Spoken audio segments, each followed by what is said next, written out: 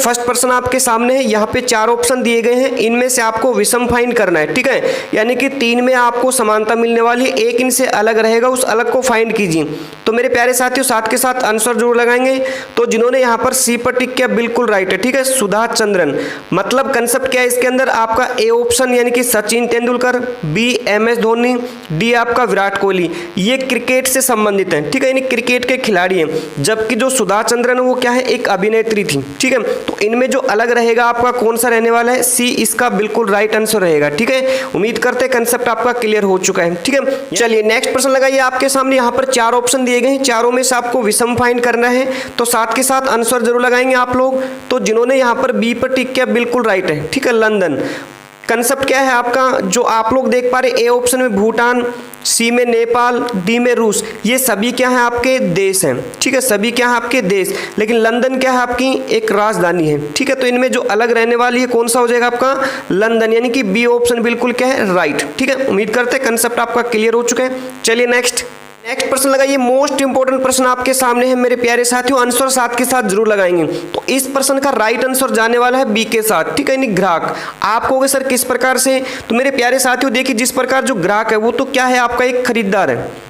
ठीक है, जो ग्राहक है वो क्या है आपका एक खरीदार है। बाकी जो ऑप्शन आप देख पा रहे वो सभी क्या है बेचने वाले, जैसे आपका विक्रेता होगा ए ऑप्शन, सी में फेरी वाला, और डी आपका आड़ती। ठीक है, यानी दलाल जिसे हम कहते हैं, ये सभी क्या आपके बेचने वाले हैं। लेकिन जो आप लोग बी ऑप्शन में देख पा रहे हैं ये क्या आपका जो ग्राहक है वो क्या है खरीदार है। ठीक है, तो इसका राइट आंसर कौन सा रहेगा आपका, बी ऑप्शन बिल्कुल राइट है। ठीक है, उम्मीद करते हैं कंसेप्ट आपका क्लियर हो चुका है। चलिए नेक्स्ट प्रश्न लगाइए। मोस्ट इंपोर्टेंट प्रश्न आपके सामने, यहाँ पर हमें विषम फाइंड करना है। ए ऑप्शन आपके सामने कुमार, बी जुलाहा, सी काटने वाला, डी इंजीनियर। तो इनमें से आपका राइट आंसर कौन सा लगाने की कोशिश कीजिए मेरे प्यारे साथियों। तो जिन्होंने यहाँ पर डी पर टिक किया बिल्कुल राइट है, इंजीनियर क्या रहेगा इस प्रश्न का राइट आंसर रहने वाला है। ठीक है, कंसेप्ट क्या है, जैसे देखिए कुमार, ए ऑप्शन में देखिए कुमार क्या है मिट्टी के बर्तन बनाता है। ठीक है, बी ऑप्शन में देखिए आप लोग जुलाहा, जुलाहा क्या करता है चादरें बनाता है। ठीक है, उसी प्रकार सी ऑप्शन में देखिए आप काटने वाला, ये क्या करते हैं धागा बनाते हैं। ठीक है, यानी ये तीनों क्या है अपने हाथों से अपने सामान बनाते हैं। ठीक है, कुमार, जुलाहा और काटने वाली क्या है सभी अपने हाथों से क्या करते हैं अपने सामान बनाते हैं। जबकि जो डी ऑप्शन में आप लोग देख रहे हैं इंजीनियर, इंजीनियर क्या करते हैं मशीनों के द्वारा बिल्डिंगों की आदि की डिजाइन करते हैं। ठीक है, ये मशीनों से काम करते हैं आपके जो इंजीनियर हैं, और बाकी जो है आपके तीनों क्या है ये आपके हाथों से कार्य करते हैं। ठीक है, तो उम्मीद करते हैं कंसेप्ट आपका क्लियर हो चुका है। तो इस प्रश्न का राइट आंसर कौन सा लगाएंगे हम, डी। ठीक है, चलिए नेक्स्ट प्रश्न लगाइए। मोस्ट इंपोर्टेंट प्रश्न आपके सामने, यहाँ पर भी आपको विषम फाइंड करना है। तो ए ऑप्शन आपका है लंबा ऊंचा। ठीक है, बी है आपके सामने क्रूर दयालु, बी सी ऑप्शन आपके सामने कठिन मुलायम, या डी ऑप्शन आपके सामने हल्का भारी। तो मेरे प्यारे साथियों आंसर लगाने की कोशिश कीजिए। तो जिन्होंने यहाँ पर 1 नंबर पर टिक किया बिल्कुल राइट है लंबा ऊंचा। ठीक है, आप कहोगे सर किस प्रकार से, तो मेरे प्यारे साथियों देखिए बी ऑप्शन आपका क्रूर दयालु, ये एक दूसरे क्या है अपोजिट है, यानी कि विपरीत है। आप सी ऑप्शन में देखिए कठिन मुलायम, ये भी क्या है एक दूसरे के अपोजिट है या विपरीत है। डी ऑप्शन में देखिए हल्का भारी, ये भी क्या है एक दूसरे के अपोजिट है। लेकिन आप लोग ए ऑप्शन में देख पा रहे लंबा ऊंचा, ये दोनों एक दूसरे के सिमिलरिटी है, समान है। ठीक है, तो आप लोगों का कंसेप्ट क्या रहेगा, सी ऑप्शन आपका, बी ऑप्शन और डी ऑप्शन में क्या है एक दूसरे के विपरीत लिखे गए हैं, जबकि ए ऑप्शन में ऐसा नहीं है। ठीक है, तो इस प्रश्न का राइट आंसर रहेगा आपका ए।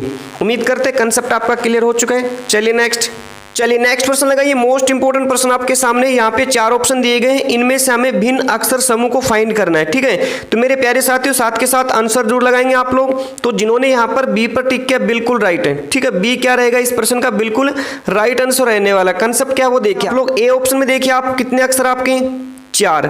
ठीक है, और लगातार है देखिए ए बी सी डी। ठीक है, लगातार है। सी में भी देखिए कितने अक्षर आपके 4, और वो भी क्या है लगातार जे के एल एम। ठीक है, उसके बाद कितने अक्षर है 4, और चारों अक्षर लगातार है एन ओ पी क्यू। ठीक है, लगातार क्रम है।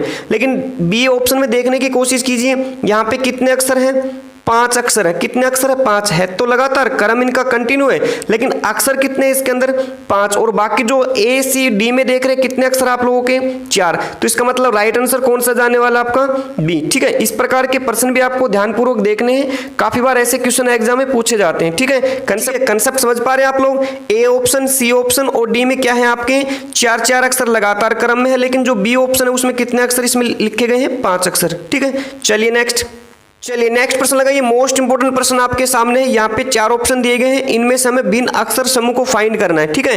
तो मेरे प्यारे साथियों साथ के साथ आंसर जरूर लगाएंगे। तो जिन्होंने यहाँ पर सी नंबर पर टिक किया, बिल्कुल राइट आंसर रहेगा आपका सी। आप कहोगे सर कैसे? तो मेरे प्यारे साथियों कंसेप्ट इसमें सिंपल सा है। आपका ए ऑप्शन देखिए, इसमें कितने अक्षर हैं? 4 में से देखिए 2 अक्षर आपके बड़े अक्षर है ए डी, ठीक है, और 2 अक्षर क्या है? छोटे, ठीक है। यानी 2 अक्षर क्या है इसमें? छोटे अक्षर है, और 2 क्या है इसके अंदर? बड़े अक्षर है। समझ पा रहे हैं? बी में देखिए आपका सेम इसी प्रकार से है। आपका देखिए 2 अक्षर इसमें बड़े हैं और 2 क्या है इसके अंदर? छोटे। इसी प्रकार डी में देखिए आप लोग 2 अक्षर आपके क्या है? बड़े, और 2 क्या है? छोटे अक्षर। लेकिन आपका सी में ऐसा नहीं है, 4 अक्षर लिए गए, चारों क्या है आपके? बड़े अक्षर है। उम्मीद करते हैं कंसेप्ट आपका क्लियर हो चुका है। ए आपका, बी और डी में क्या है? 2 अक्षर छोटे लिए गए हैं और 2 क्या है? बड़े अक्षर। जबकि सी में क्या है? चारों अक्षर बड़े हैं। तो इसका मतलब हमारा जो राइट आंसर जाने वाला है कौन सा रहेगा आपका? सी। और ये काफी बार रिपीटेड प्रश्न है मेरे प्यारे साथियों, सभी प्रश्नों को ध्यानपूर्वक देखना आप लोग, ठीक है। चलिए नेक्स्ट प्रश्न लगाइए। मोस्ट इंपोर्टेंट प्रश्न आपके सामने। यहाँ पे 4 ऑप्शन दिए गए हैं और इनमें हमें भिन्न अक्षर समूह को फाइंड करना है, ठीक है। तो मेरे प्यारे साथियों साथ के साथ आंसर जरूर लगाएंगे आप लोग। देखिए फर्स्ट ऑप्शन देखिए आप, ए बी सी डी 4 अक्षर है, चारों लगातार है। बी में देखिए ई एफ जी लगातार है। सी में देखिए आई जे के एल लगातार है। डी में देखिए पी क्यू आर एस लगातार है। मतलब इस प्रकार से तो हम नहीं बता सकते इसके अंदर। तो क्या कंसेप्ट रहेगा इसके अंदर? तो मेरे प्यारे साथियों कंसेप्ट लगाने की कोशिश कीजिए। तो इस प्रश्न का राइट आंसर जाने वाला डी के साथ, ठीक है। किसके साथ? डी के साथ। आप कहोगे सर कैसे? तो इसमें कंसेप्ट क्या है मेरे प्यारे साथियों? देखिए अगर नंबर कम या ज्यादा हो तो उसके आधार पे हम प्रश्न निकाल सकते हैं, जो हमने अभी पीछे देखा है, ठीक है।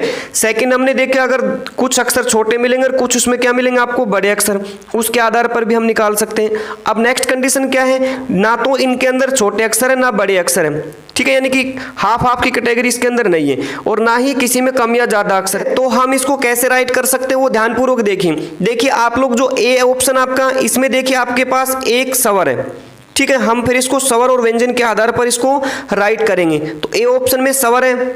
आप लोग बी ऑप्शन में देखिए आपका जो ई है वो स्वर है, ठीक है। और सी में देखिए आपका जो आई है वो क्या है? स्वर। लेकिन आप डी में देख पा रहे कहीं पर भी आपको स्वर दिखाई दे रहा है? सभी इसमें क्या है? व्यंजन है। सभी क्या है इसके अंदर? व्यंजन। पी क्यू आर एस सभी क्या है? व्यंजन।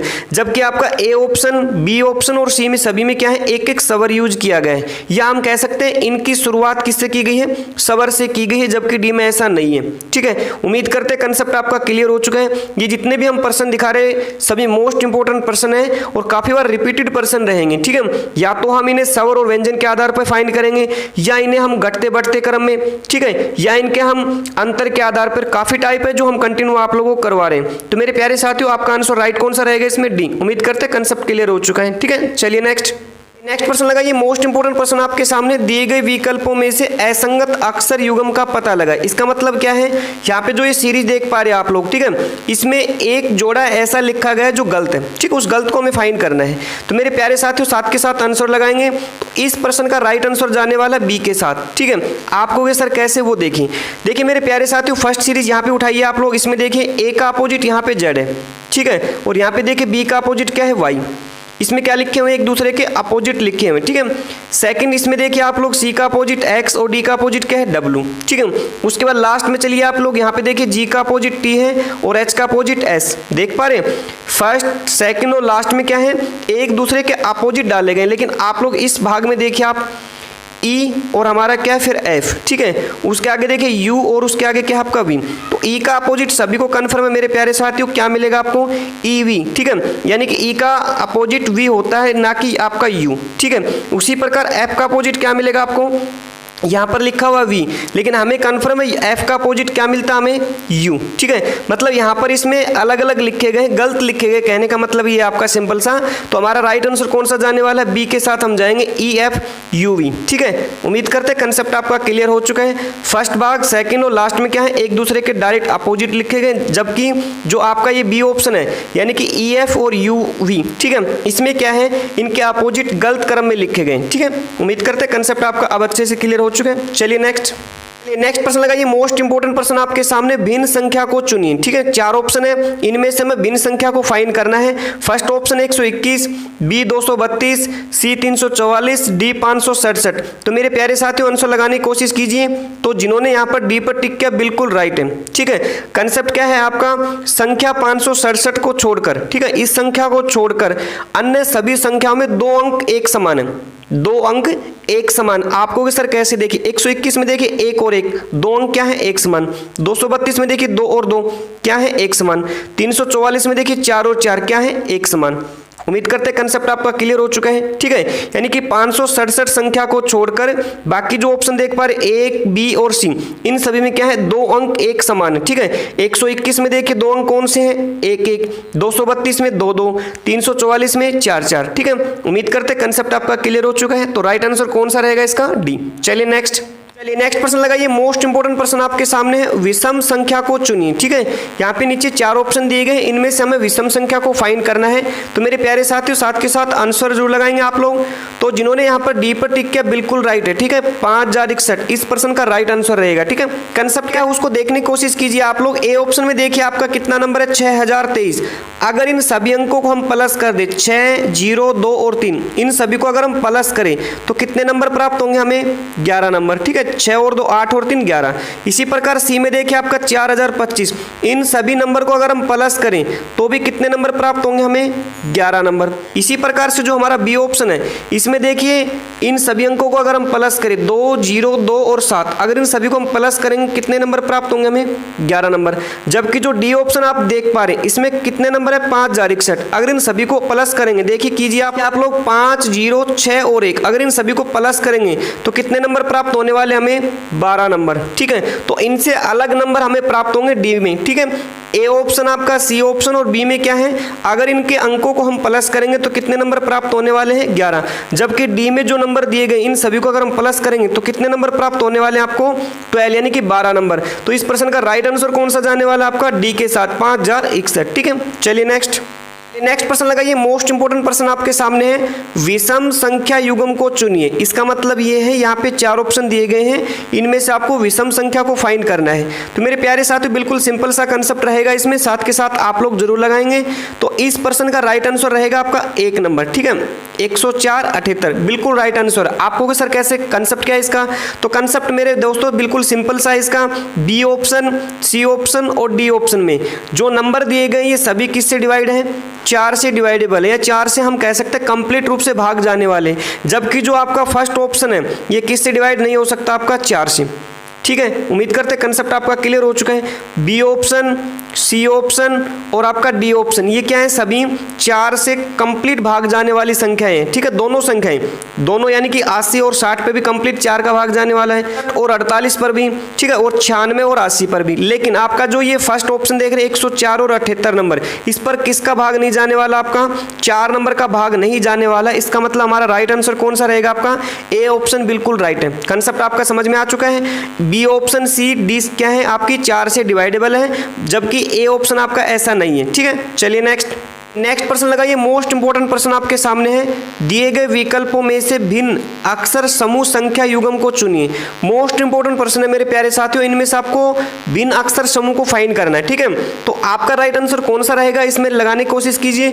तो जिन्होंने यहाँ पर सी नंबर पर टिक किया बिल्कुल राइट आंसर रहेगा आपका सी। ठीक है, कंसेप्ट क्या वो देखिए आप लोग। फर्स्ट ऑप्शन देखिए आपका ए। ठीक है, इसमें पी बी के बराबर में क्या लिखा गया देखिए आप, 14 नंबर। आपको क्या करना, पी जो है, पी का रियल मान कितना, सभी को कन्फर्म है 16 नंबर। ठीक है, अल्फाबेट में कितने नंबर है, 16। उसके बाद जो बी है अल्फाबेट में कितने नंबर है, 2 नंबर। अगर इन दोनों को हम माइनस करेंगे तो हमें कितने नंबर प्राप्त होने वाले हैं, 14 नंबर। ठीक है, यानी कि पहली संख्या के रियल मान में से सेकंड संख्या के रियल मान को अगर माइनस करेंगे तो कितने नंबर प्राप्त होंगे, जो इनके पीछे नंबर रखे गए। ठीक है, इसी प्रकार आप बी में देखिए, हमारा यू कितना नंबर है, सभी कन्फर्म है 21। के कितना नंबर आपका, 11 नंबर। अगर 21 में से हम 11 को माइनस करेंगे कितने नंबर प्राप्त होंगे हमें, 10। तो देखिए इसके पीछे कितने नंबर है, 10। ठीक है, इसी प्रकार आप डी में देखिए, आर जो है हमारा कितना नंबर है, 18 नंबर। ठीक है, और बी कितने नंबर है, 2 नंबर। अगर 18 में से 2 को माइनस करेंगे कितने नंबर प्राप्त होंगे हमें, 16 नंबर। इसके पीछे देखिए आप 16 नंबर। जबकि आप सी ऑप्शन में देखिए आप लोग, जो एम है वो कितने नंबर है, सभी को कन्फर्म है 13। एन है वो कितने नंबर है, 14, ठीक है। अगर हम 13 में से -14 को करेंगे तो कितने नंबर बनने चाहिए हमारे पास? -1, और यहाँ पे कितने लिखे हुए हैं? 11। देख पा रहे हैं? तो मतलब जो इनमें भिन्न रहेगा वो कौन सा रहने वाला? आपका सी ऑप्शन बिल्कुल राइट रहने वाला है, ठीक है। उम्मीद करते हैं कंसेप्ट आपका क्लियर हो चुका है।